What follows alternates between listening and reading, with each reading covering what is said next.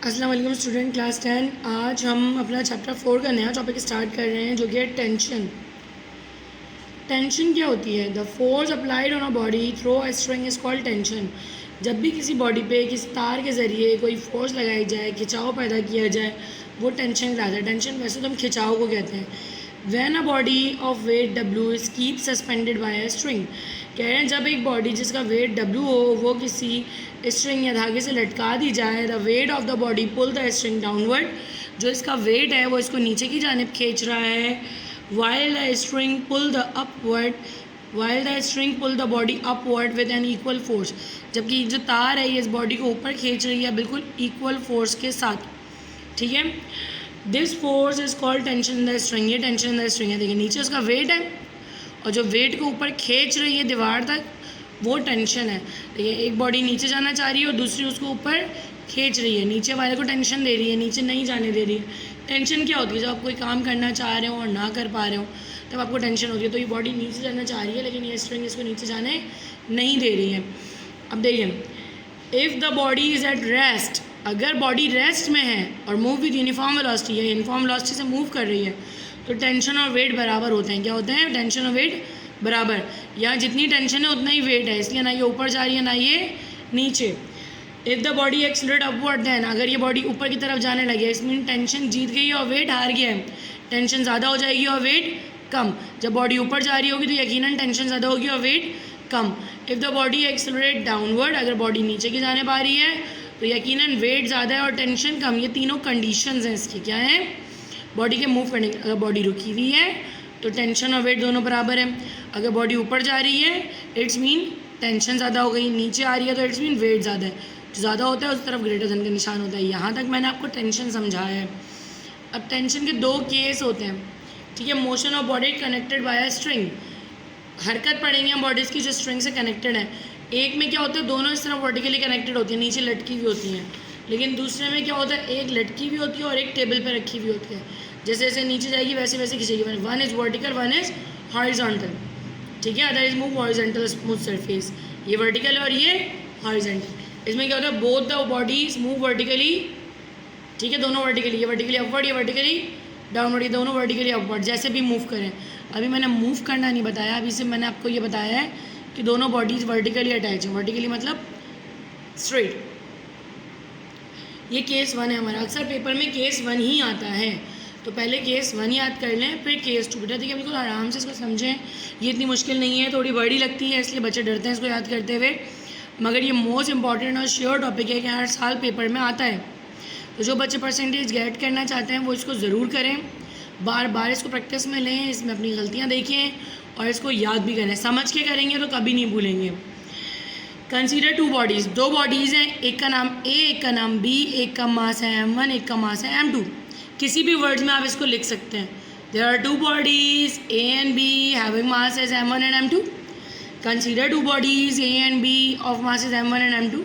तो ये आप किसी भी तरह से बता दें, 2 बॉडीज़ हैं, ए और बी उनका नाम है और के मासेस m1 एंड m2 है। ये बॉडी ए है, इसका मास m1 है, लिखा हुआ है m1, नीचे m1g लिखा हुआ है। m1g मतलब है वेट, mg मिलकर w बन जाता है, w is equals to mg होता है। ये इनका वेट है। क्या है?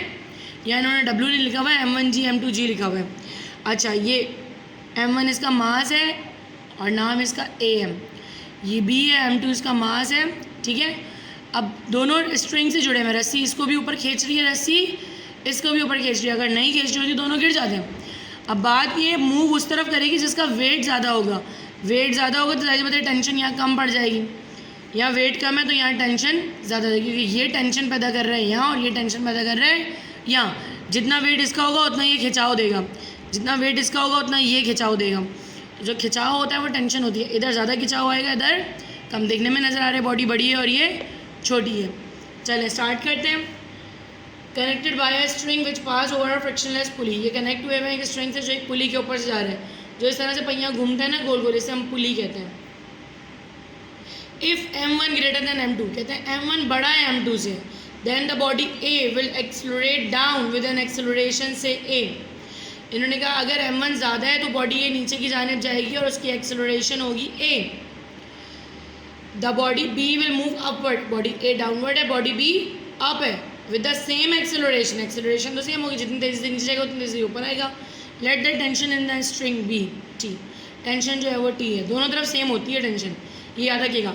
जितनी टेंशन यहाँ हो रही है उतनी ही यहाँ होगी, टेंशन अलग नहीं होती, टेंशन कांस्टेंट है, क्योंकि ये रस्सी यहाँ से खींचेगी जैसे वैसे यहाँ से भी खींचेगी. ठीक है, तो टेंशन दोनों की कांस्टेंट है, इसलिए टी में T1 T2 नहीं लिखा हुआ है. तो टेंशन पूरी रस्सी पे है, वेट की वजह से ये ऊपर नीचे होंगे. यहाँ टेंशन ज़्यादा हो जाएगी इसके हिसाब से, वेट के हिसाब से, यहाँ वेट ज़्यादा हो जाएगा टेंशन के हिसाब से.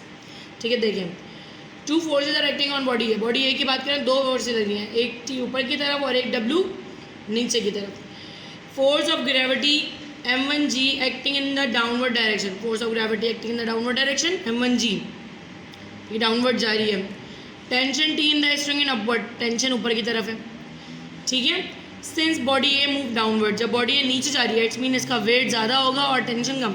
वेट की जगह इन्होंने m1g लिखा था तो मैंने भी m1g लिखा है, ग्रेटर देन लगा के टी लगा दिया, जैसे ये लिखा हुआ था ऊपर. जब भी बॉडी डाउनवर्ड जाएगी तो W ज़्यादा होगा, टी कम, W की जगह m1g लिख दिया. ठीक है, रिजल्टेंट फोर्स, रिजल्टेंट फोर्स का मतलब है दोनों फोर्सेस का सम. अब दोनों की डायरेक्शन सेम नहीं है, दोनों के साइन भी सेम नहीं हो सकते. सबसे पहले वो फोर्स लिखेंगे जो ज़्यादा होती है. तो जी बताइए इसमें ज़्यादा फोर्स कौन सी है, टेंशन है या वेट? बिल्कुल, वेट ज़्यादा था इसीलिए बॉडी नीचे जा रही थी, तो पहले हम वेट लिखेंगे. वेट का मतलब है m1g. फिर टेंशन कम थी और अपोजिट थी तो माइनस टी. ये हमारा F1 निकल रहा है. हम नेट फोर्स कैलकुलेट कर रहे हैं. रिजल्टेंट फोर्स कैसे होगी, डाउनवर्ड फोर्स में से अपवर्ड फोर्स माइनस कर देंगे, क्योंकि ये डाउनवर्ड वाला ज़्यादा था. अगर ऊपर जा रहा दूसरी वाली बॉडी है उसमें अपवर्ड में से डाउनवर्ड माइनस करेंगे. जिस तरह डायरेक्शन हो रही होती है वो पहले लिख देंगे. डाउनवर्ड जा रहा था इसलिए डाउनवर्ड हमने पहले लिखा. ये हो गया नहीं, बट हमें पता है कि F तो M में होता है. F क्या होता है, M में. M क्या होगा, M1, क्योंकि हम बॉडी 1 की बात कर रहे हैं. तो F is equals to M1A लिख दिया हमने, न्यूटन्स फर्स्ट सेकेंड लॉ की वजह से. जब हमने पढ़ा था F is equals to M में, डेरिवेशन भी की थी. यहाँ मैंने F की जगह M1A लिख दिया कि मेरी इक्वेशन 1 हो गई. M1A M1g माइनस टी, ये रिजल्टेंट फोर्स निकाली थी. यहाँ पे हमने दोनों को माइनस करके यहाँ हमारी रिजल्टेंट फोर्स आ गई थी. उसके बाद मैंने बताया कि F तो M1A होता है तो F की जगह M1A लिख देते हैं. तो हमने ये इक्वेशन 1 बना ली. हमारी इक्वेशन 1 है जिसे हम यूज़ करेंगे आगे. होपफुली यहाँ तक आपको समझ में आया होगा. अब हम बात करेंगे इक्वेशन 2 की कैसे बनेगी उसकी. अब हम कंसीडर करेंगे मोशन ऑफ बॉडी B का जो कि ऊपर जा रही है. ठीक है, अब यहाँ डायग्राम नहीं, डायग्राम वहीं थी. हेयर ऑल्सो 2 फोर्स एक्टिंग, यहाँ पे भी 2 फोर्स एक्टिंग कर रही हैं. एक जो है वेट है, वेट तो होता ही डाउनवर्ड है. बॉडी किस तरह मूव कर रही है उसके हिसाब से हम ग्रेटर लेस लगाएंगे. वेट हमेशा डाउनवर्ड एक्ट करता है. Force of gravity m2g acting downward, tension T string acting upward. ठीक है, सिंस बॉडी भी मूविंग अपवर्ड तो T1 ज़्यादा होगा और m2g कम होगा. टेंशन ज़्यादा होगी, m2g कम है, तो अपवर्ड फोर्स में से डाउनवर्ड माइनस करेंगे. यहाँ पे अपवर्ड ऊपर की तरफ जा रहे हैं, जिस तरफ जा रहा है वो फोर्स ज़्यादा है, उसमें से हम नेक्स्ट माइनस. दोनों की डायरेक्शन अलग है. अगर हम टेंशन को प्लस लेंगे तो हमें वेट को माइनस लेना पड़ेगा, क्योंकि उनकी डायरेक्शन अलग है. माइनस प्लस का ताल्लुक इससे है, ये कोई फार्मूला नहीं है. सेम डायरेक्शन में होते तो मैं यहाँ प्लस लगाती. Net force acting on the body B. अब बॉडी बी पे क्या नेट फोर्स चल रही है, पहले हमने टेंशन लिखा, माइनस किया वेट, F2 हो गया, वही वाली बात. But F2 is equals to M2A, ये हमारी सेकेंड इक्वेशन में. उसमें टी बाद में था, इसमें टी पहले है. अब हमें एक्सेलरेशन और टेंशन का फॉर्मूला बनाना है. एक्सेलरेशन के लिए हम इन दोनों इक्वेशन को ऐड करवाएंगे. इक्वेशन 1 और 2 को प्लस कर देंगे. इक्वेशन 1 ये रही, इक्वेशन 2 ये रही, दोनों को लिखा, इनको प्लस किया. Minus T plus T, T से टी कट. ठीक है, अब देखिए जब हम प्लस करते हैं, जब रखो तो एक साथ लिख देते हैं जो नहीं कट रहा होता. M1A M2A दोनों को प्लस कर दिया. M1g माइनस M2g, क्योंकि प्लस में साइन चेंज नहीं होता. इसमें A कॉमन था, कॉमन निकाल लिया M1 M2 अंदर. इसमें G कॉमन है दोनों में, G बाहर निकाल लिया, M1 M2 अंदर. हमें A चाहिए, A के साथ कुछ भी नहीं चाहिए, तो ये M1 प्लस M2 जो है कि नीचे जाके वहाँ डिवाइड हो जाएगा. वहाँ हमने उसको डिवाइड कर दिया. ये आपकी एक्सप्रेशन बन गई है. ये आपकी एक्सेलरेशन की एक्सप्रेशन है, ऐसे एक्सप्रेशन ऐसे लिखें या ऐसे, आपकी मर्जी. Expression for tension. अब ये टेंशन के लिए हम क्या करते हैं, नाउ डिवाइड इक्वेशन 1/2. 1 को ऊपर लिख के नीचे 2 से डिवाइड कर देंगे. A से A कर दिया, यहाँ नहीं कर सकता क्योंकि दोनों वो टर्म्स कंबाइन है. अब हम क्या करेंगे, क्रॉस मल्टीप्लाई. ये वाली टर्म यहाँ ले आएंगे ऊपर और ये वाली टर्म यहाँ ले जाएंगे. M1 को T और M2G से मल्टीप्लाई करेंगे, M1G और T को M2 से मल्टीप्लाई करेंगे. ये हो जाएगा M1T M1 M2G मल्टीप्लाई हो रहा है. इस वाले में M2 मल्टीप्लाई करें M1 M2G, ये हो जाएगा M2T. अब क्या करें, M2T यहाँ माइनस है, वहाँ जाके क्या हो जाएगा प्लस, M1 M2G यहाँ माइनस है, यहाँ के क्या हो रहा है प्लस, ठीक है। दोनों की जगह चेंज करिए, इसको इधर ले आया और इसको इधर, तो ऐसी इक्वेशन बन गई। अब इन दोनों में क्या कॉमन है, टी को कॉमन निकाल लें, इन दोनों में कुछ भी कॉमन नहीं है, एक दोनों बिल्कुल सेम है, M1 M2G M1 M2G, एक और एक, दो M1 M2G हो गए, ये M1 प्लस M2 यहाँ के डिवाइड हो जाएगा, यहाँ से हमने कॉमन लिया था ना मल्टीप्लाई और टी के साथ, यहाँ के क्या हो जाएगा डिवाइड, ये आपकी सेकंड एक्सप्रेशन आ गई, मतलब हमने ये दो एक्सप्रेशन ही निकालनी थी। तो इसके कुल 4 स्टेप्स हैं। फर्स्ट में आप कंसीडर करेंगे मोशन ऑफ बॉडी ए, उसको ड्राइव करेंगे। सेकंड में आप कंसीडर करेंगे motion of body B, 2 equation मिल जाएंगी, ऐड करेंगे एक्सेलरेशन मिल जाएगा, डिवाइड करेंगे टेंशन मिल जाएगा। ये दोनों तो आपका बिल्कुल प्रैक्टिस में आएगा, यहाँ तक तो फिर आपको याद करना है। कोशिश कीजिएगा इसको अच्छे से याद करें, इसकी अच्छे से प्रैक्टिस करें ताकि आपके पेपर में ये काम आए आपके, और इंशाल्लाह ये ज़रूर आएगी पेपर में। अब हम बात करते हैं सेकंड केस की। देखिए फर्स्ट समझ में आ गया तो सेकंड मुश्किल नहीं है, सेकंड में तो हमारे पास बहुत आसान हो जाता है। देखेंगे ऐसे, when one body move vertically, ये रही body vertically, and other body move horizontally on a smooth surface. अब इस बॉडी पे भी ऊपर जो है नॉर्मल रिएक्शन है, आर नॉर्मल रिएक्शन को कहते हैं, जो सरफेस की वजह से मिलता है। जिस चीज़ पे बॉडी रखी हुई होती है वो उसको पकड़ी हुई होती है और वेट उसका नीचे जा रहा होता है। जैसे ही आप वो नीचे वाली टेबल हटा देंगे तो बॉडी नीचे गिर जाएगी, तो जो उसको बैलेंस कर रहा होता है वो आपकी चीज़ बैलेंस कर रही है जिसमें वो रखी हुई है। जैसे ये नोटबुक एक टेबल पे रखी हुई है, तो टेबल का जो इसको सपोर्ट मिल रहा है वो आर कहलाता है, आर नॉर्मल रिएक्शन। और अगर ये टेबल का सपोर्ट नहीं मिलेगा तो उसका वेट इसको नीचे ले जाएगा। तो इसमें 2 फोर्सेस हैं, एक टेबल लगा रही है और एक ये लगा रहा है टेबल के ऊपर। जो ये टेबल पे लगा रहा है वो इसका वेट है, जो टेबल इस पर लगा रही है वो आर है। नाउ कंसीडर 2 बॉडीज़, वही वाली बात है, ए एंड बी और मासेस M1 एंड M2, एक का मास M1 है एक का M2 है respectively, attach to end of a string which pass over a frictionless pulley as shown in figure. ये लाइन तो बिल्कुल सेम आई पीछे से। The body A move vertically downward with acceleration a, body A vertically downward जाएगी, and the body B move smooth on a smooth horizontal surface toward the pulley with the same acceleration. मतलब toward the pulley मतलब pulley की तरफ आएगी खींच के। Let the tension in the string be, tension क्या होगी, अब हम बॉडी ए का केस लेंगे, वही वाला बिल्कुल सेम होगा जैसे पीछे था। There are 2 forces acting, force of gravity M1G acting downward, tension acting upward. क्योंकि बॉडी ये नीचे जा रही है इसलिए इसमें वेट ज़्यादा होगा, टेंशन कम होगी, इसलिए रिजल्टेंट फोर्स में F1 M1 minus M1G minus T होगा। जैसा पीछे था नेट फोर्स, F1 की जगह M1A लगा देंगे, वैसे जैसे हमने पीछे किया था बिल्कुल same, M1A M1G minus T। आपकी फर्स्ट इक्वेशन हो गई। थोड़ा सा चेंज होगा सेकंड में, कैसे, consider horizontal motion of a body B, there are 3 forces. अब यहाँ 3 फोर्सेज लग रही हैं, कैसे, एक R, एक M2G और एक T। R और M2G एक दूसरे को कैंसिल कर देंगे तो इसमें सिर्फ एक ही फोर्स आ जाएगी, वो है T। Force of gravity M2G which act vertically downward, जो नीचे की तरफ है वेट, ठीक है। The normal reaction of the surface which act vertically upward, tension T in the string acting horizontally toward the pulley, pulley की तरफ जा रहा है। Since there is no motion of body in vertical direction equal and opposite, तो ये इस देखिए vertically ऊपर नीचे ये मूव नहीं कर रही है, तो हम क्या करेंगे, if we neglect the force of friction the net force on the body is T which pull it toward the pulley. आप लिख सकते हैं there is no motion vertically, both forces cancel each other, R and W या R and M2G cancel each other, या आप ये भी लिख सकते हैं, मतलब कैंसिल हो रही हैं, इक्वल और अपोजिट हो रही है। इक्वल और अपोजिट का मतलब है कैंसिल, बराबर है अपोजिट, एक प्लस में और एक माइनस में, दोनों एक दूसरे को कैंसिल करनी है। तो R2 और M2G दोनों इक्वल हैं लेकिन अपोजिट है इसलिए कैंसिल हो रही हैं। तो आपके पास जो एक फोर्स आई वो खाली T है। F2 की जगह भी आप क्या लिख देंगे, M2A, जो कि न्यूटन सेकेंड लॉ है, लेकिन यहाँ लिखा हुआ नहीं है, यहाँ लिख दें आप F2 is equals to M2A और यहाँ पुट कर दें, पुट कर दिया, ये सेकंड इक्वेशन हो गई। एक्सप्रेशन फॉर एक्सेलरेशन, एक्सेलरेशन के लिए ऐड करेंगे, T से T कैंसिल, यहाँ दोनों M1 M2 प्लस हो गया, ये M1G हुआ, ये यहाँ कॉमन लिया, यहाँ लगे डिवाइड कर दिया, M1G के नीचे M1 M2 आ गया, यहाँ खाली T था, T से T कट हो गया, तो एक ही एक्सप्रेशन बच रही थी, बहुत ज़्यादा आसान था। टेंशन में क्या हुआ, putting the value of A in equation 1, यहाँ डिवाइड भी कर सकते थे आप, मैं इसको आपको डिवाइड करके बताती हूँ, ठीक है। इन्होंने कहा A की वैल्यू आप जो है ना इक्वेशन 2 में डाल दें। इक्वेशन 2 में क्या है, T M2A, अगर A की जगह वैल्यू रख देंगे तो T बन जाएगा। तो इन्होंने क्या किया, A की वैल्यू ला के यहाँ रख दी, तो ये M1 M2G हो गया, M2 तो यहाँ पहले से मौजूद है, M1 इससे मल्टीप्लाई हो गया, ये आपका M1 M2G हो गया सिंपली। देखिए यहाँ हालांकि इन्होंने रखी M1 M2 मल्टीप्लाई हो गया, M1 M2G, M1 और M2 नीचे प्लस में जो मौजूद है वो वैसे ही मौजूद है, यहाँ ये दोनों कॉमन हो गए, ठीक है। देखिए मैंने आपको बोला, मैं आपको डिवाइड करके दिखाती हूँ इक्वेशन 1/2, मैंने इक्वेशन 1 ऊपर लिखी जैसे हमारे पीछे वाले में हुआ है। केस 1 में आप वैसे यहाँ पे भी कर सकते हैं m1 a m1g minus T m2a minus is equals to T. तो मैंने इक्वेशन 1 ऊपर लिखी, इक्वेशन 2 नीचे लिखी, a से a कट कर दिया, अब इसे क्रॉस मल्टीप्लाई किया, m2 को इससे, t को इससे, t के साथ m1 आ गया और ये m2 जाके मल्टीप्लाई हो रहा है पहले इससे फिर इसकी मैंने ज़रा डायरेक्ट कर दिया है, m1 m2g हो गया और ये m2t हो गया, m2t यहाँ माइनस है, यहाँ के क्या हो गया प्लस हो गया, ठीक है।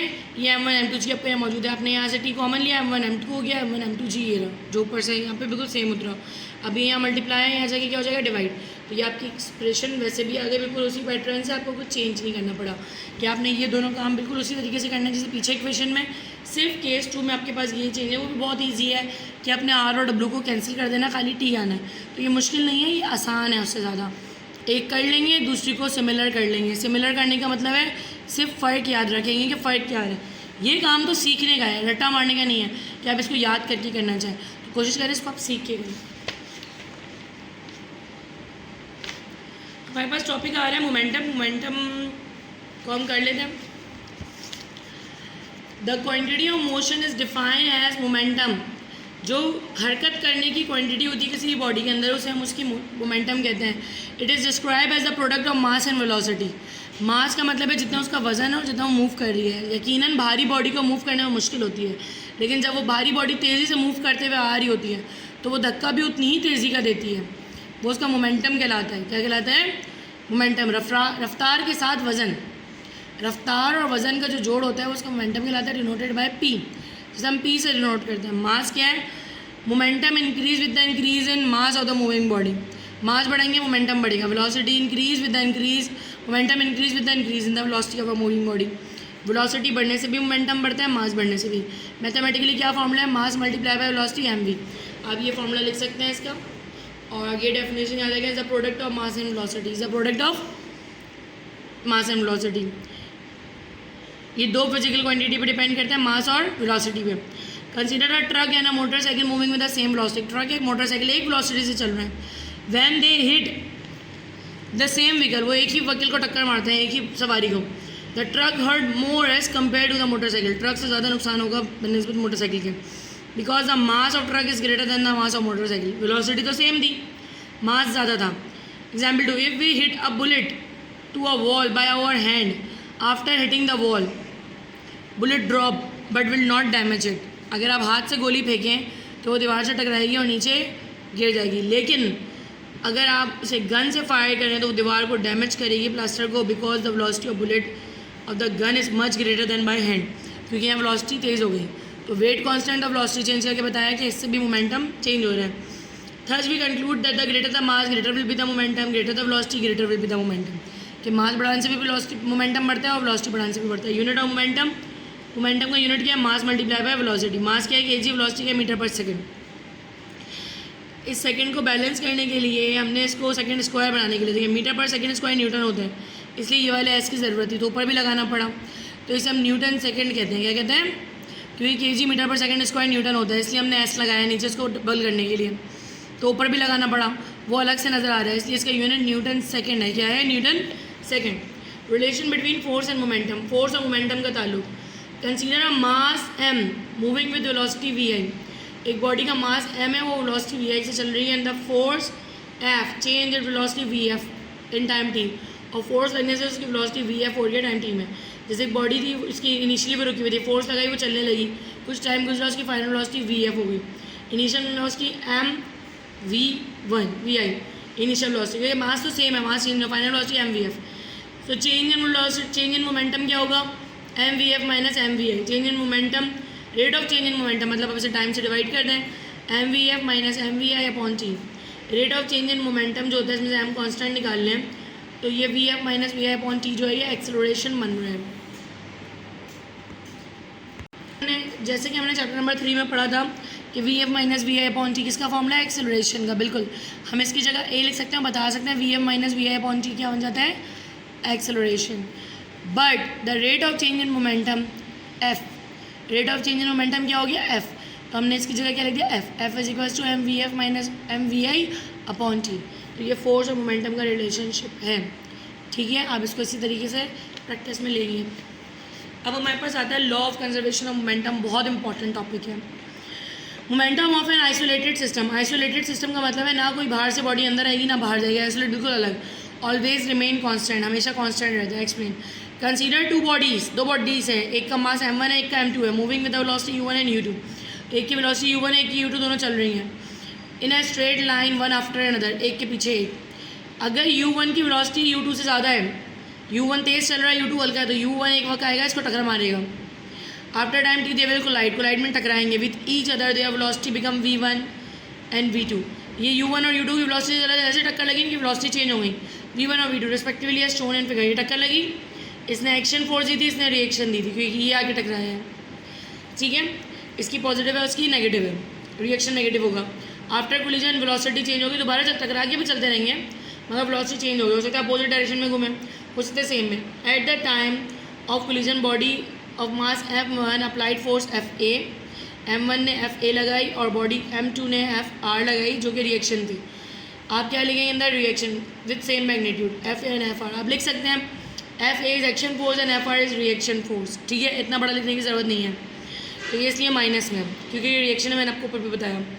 आपने पीछे रिलेशनशिप दिया था कि फोर्स जो है rate of change of momentum होता है, तो हमने मोमेंटम का चेंज किया और यहाँ पे t m1 v1 m1 u1, ये m1 की फाइनल वेलोसिटी है, m1 की इनिशियल वेलोसिटी है, u और v से फ़र्क नहीं पड़ता।